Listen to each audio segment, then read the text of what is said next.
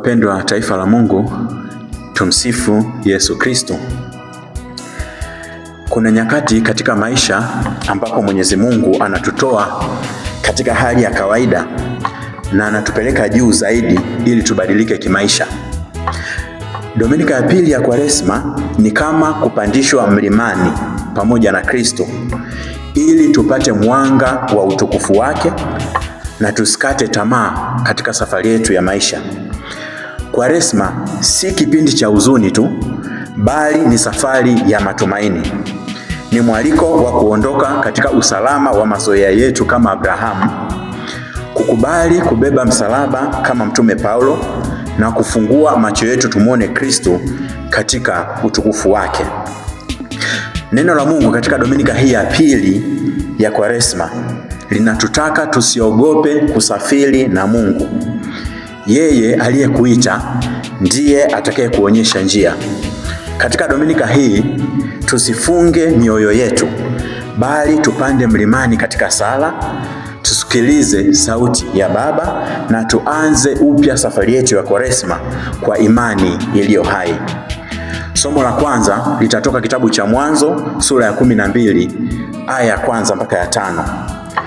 Na katika kitabu cha Mwanzo sura ya 12 kinafungua hatua mpya ya historia ya wokovu wetu.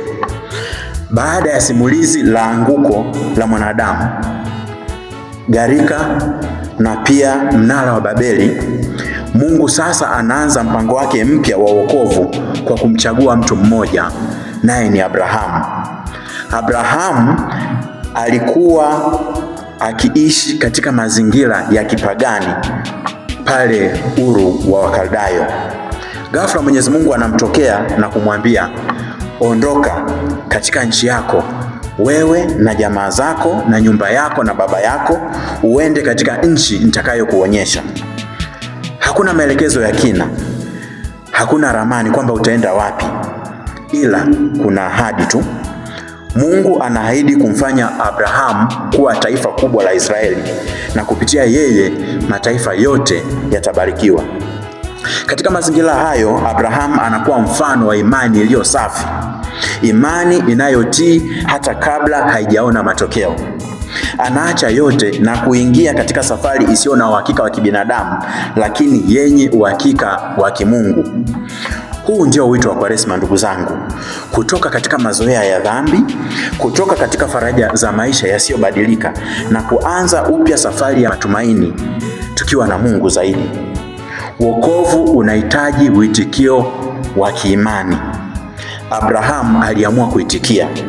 Je, sisi kama wafuasi wa kweli tupo tayari kuacha yote yanayotuzuia kumshika Kristo na tupo tayari kuanza safari mpya ya kiimani? Somo la pili kutoka waraka wa pili wa Mtume Paulo kwa Timotheo sura ya 1 aya ya 8 mpaka ya 10. Na waraka huu ni miongoni mwa nyaraka ambazo ni maandishi halisi ya Mtume Paulo. Anaandika akiwa gerezani pale Roma, akijua kuwa mwisho wa maisha yake upo karibu sana.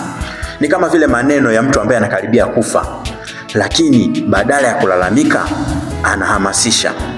Anamwambia Timotheo, usione haya kwa ushuhuda wa Bwana wetu Yesu Kristo, bali shiriki katika mateso kwa ajili ya Injili.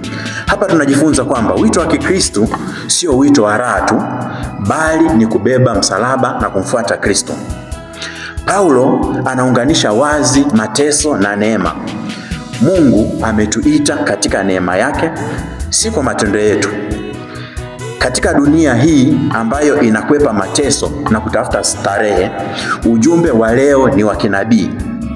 Ukristo wa kweli hauogopi kubeba msalaba. Mtakatifu Yohane Chrysostom anatuambia kwamba msalaba ni tumaini la Wakristo, ni ushindi dhidi ya kifo. Kwaresma inatufundisha kwamba kukumbatia misalaba yetu ni lazima na ni kila siku, katika familia, katika kazi na katika mapambano dhidi ya dhambi, tukijua kwamba mwisho wake kuna ushindi. Somo la Injili litakuwa Injili ya Mathayo sura ya 17 aya ya 1 mpaka ya 9. Na injili ya leo inatupeleka pale mlimani katika tukio la Yesu kugeuka sura. Baada ya Yesu kutabiri mateso yake, anawachukua Yakobo, Yohane na Petro na anapanda nao pale mlimani. Huko anageuka sura. Uso wake unang'aa kama jua na mavazi yake yanakuwa meupe kama mwanga. Musa na Eliya wanatokea, ishara ya kwamba Yesu ndiye utimilifu wa sheria na manabii.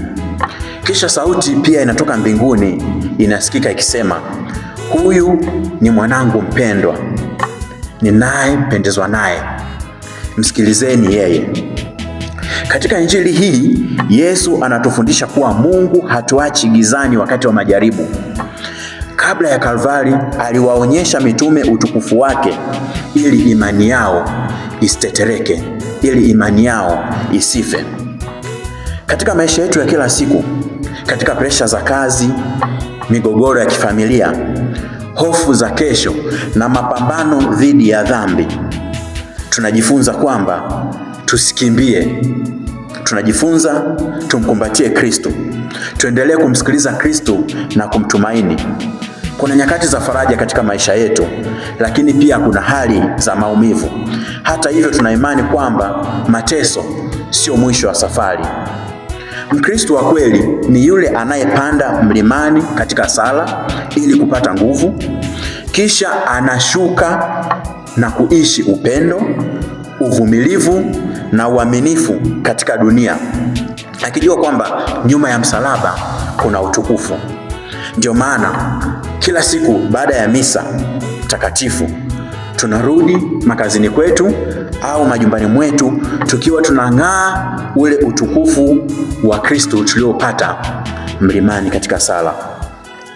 Wapendwa taifa la Mungu, neno la Mungu katika Dominika hii ya pili ya Kwaresma inatuweka katika safari ya imani, kuondoka kama Abrahamu, kuvumilia kama Paulo na kumsikiliza Kristo pale mlimani. Kwaresma ni mwaliko wa kutoka katika mazoea ya dhambi na kuanza upya imani yetu ya Kikristo. Je, tuko tayari kuondoka katika kile kinachotuzuia kumfuata Mwenyezi Mungu? Je, tuko tayari kukumbatia msalaba wa Kristo bila kuona aibu? Na je, tunamsikiliza Kristo kweli katika maamuzi yetu ya kila siku? Wapendwa, Kristo mwenyewe awe kiongozi wetu katika safari hii ya mabadiliko ya kiroho. Kristo ndiye tumaini letu. Do not be afraid, do not